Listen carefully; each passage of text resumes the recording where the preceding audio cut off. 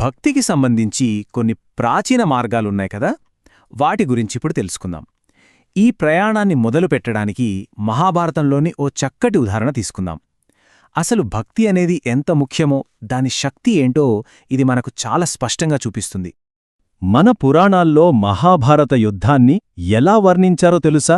అదొక ఉద్ధృతంగా ప్రవహించే నదిలాంటిదనంటారు. అంటే అదొక మామూలు యుద్ధం కాదన్మాట. దాటడం దాదాపు అసాధ్యమనిపించే ఒక పెద్ద ప్రవాహం. సరే, ఈ పోలికని కొంచెం లోతుగా చూద్దాం. ఆ యుద్ధమనే నదికి రెండు వైపులా ఒడ్డుల్లా ఉన్నది ఇద్దరు మహాయోధులు, ఒకరు భీష్ముడు, ఇంకొకరు ద్రోణుడు. మరి ఆ నదిలో ప్రవహిస్తున్న నీరేంటో తెలుసా? అది జయద్రథుని రక్తం. ఇక మధ్యలో కర్ణుడు, అశ్వత్థామలాంటి వాళ్లంతా నదిలో అడ్డంకిగా ఉండే బండరాళ్లలాంటివాళ్లు. మరి వీటన్నిటికంటే ప్రమాదకరమైనది ఆ సుడిగుండం, అదే దుర్యోధనుడు. అందరినీ తనలోకి లాగేసే ఒక భయంకరమైన సుడిగుండం. ఇంత భయంకరంగా ఉన్న నదిని దాటడం ఎవరికైనా సాధ్యమా? అసాధ్యమనిపిస్తోంది కదా. సరిగ్గా ఇక్కడే శ్రీకృష్ణుడి పాత్ర మొదలవుతోంది. ఆయన కేవలం దారి చూపించేవాడు కాదు, ఆయనే స్వయంగా పడవ నడిపే నావికుడు.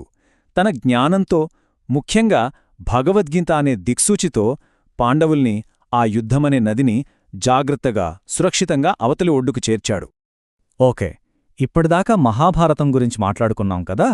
ఇప్పుడు మనం శ్రీమద్భాగవతంలోకి వెళదాం. ఎందుకంటే మనం చెప్పుకోబోయే అసలు కథ ఇక్కడే మొదలవుతుంది. ఇది చూట్టానికి ఒక తండ్రి తన కొడుకుని అడిగిన మామూలు ప్రశ్నలా అనిపించచ్చు, కాని ఇది అంతకంటే చాలా లోతైనది. ఎందుకంటే ఈ ఒక్క ప్రశ్నే మనకు భక్తిలోని 9 మార్గాలను పరిచయం చేయడానికి ఒక పునాది వేసిందన్నమాట. అప్పుడు ప్రహ్లాదుడు చెప్పిన ఈ సంస్కృత శ్లోకమే ఆ ప్రశ్నకు ఒక అద్భుతమైన సమాధానం. ఇందులో విష్ణువు పట్ల భక్తిని ప్రదర్శించడానికున్న 9 వేర్వేరు మార్గాల గురించి వివరించాడు.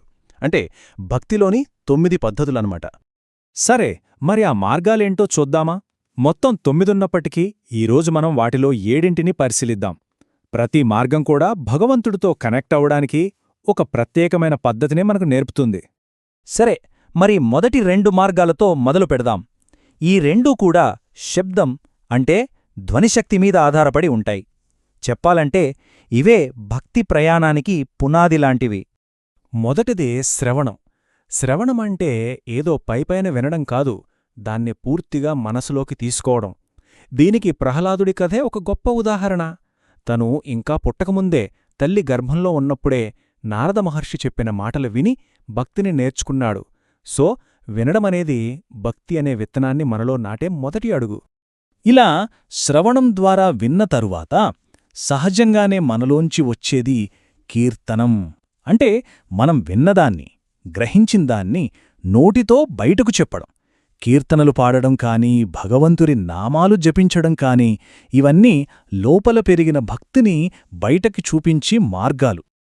ఓకే, ఇప్పటివరకు శబ్దానికి సంబంధించినవి చూశాం. ఇప్పుడు భక్తిలోని కొన్ని అంతర్గత పద్ధతులు, అలాగే సేవ యొక్క మొదటి రూపాన్ని చూద్దాం. తరువాతిది స్మరణం.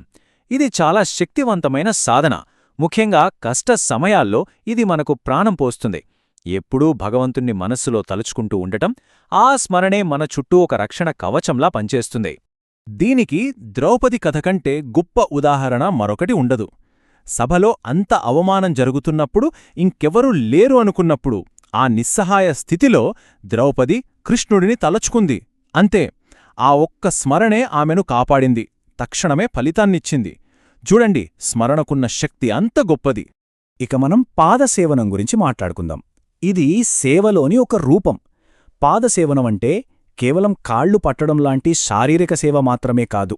దాని వెనుకున్న అసలు అర్థం మన అహంకారాన్ని పూర్తిగా వదిలేసి వినయాన్ని ప్రదర్శించడం. దీనికి రాముడిమీద భరతుడికున్న భక్తే అతిపెద్ద ఉదాహరణ. ఇక్కడ మనం గమనించాల్సిన విషయమేంటంటే, భరతుడు సింహాసనాన్ని ఎక్కలేదు.